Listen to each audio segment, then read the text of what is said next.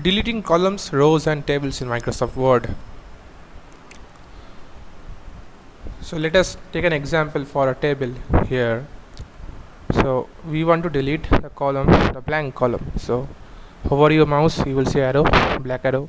Go to the delete column and delete that part.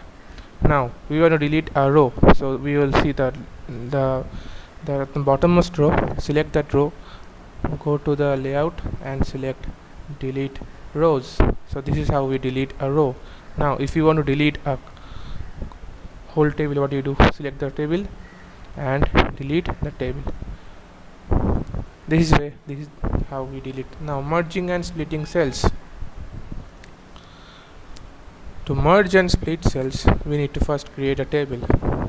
So we create a table, suppose 4 times 3 or 5 times 3, 6 times 4, 6 columns, 4 rows, and we want to first merge the first row. So we select the row and go to the layout.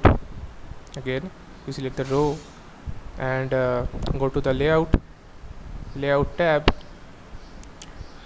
and then we click on the merge cell tab. Now the cells are merged. Now if you want to split the tabs, click on split tabs, and this is how we split, and we can mention the number of columns we want to split. So again let's merge that and give some data to it.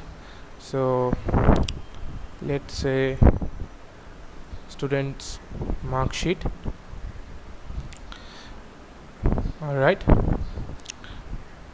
then let's name, class,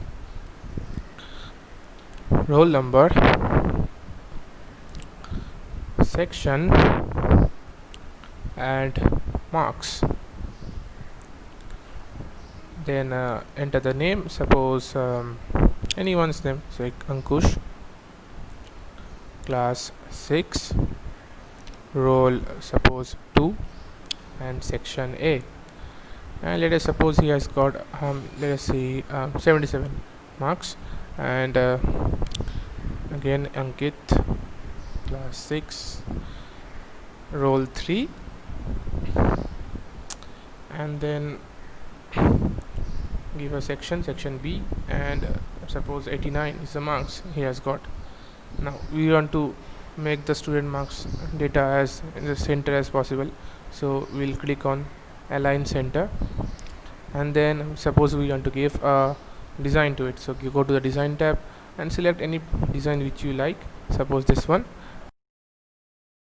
For more updates and videos, subscribe to this channel.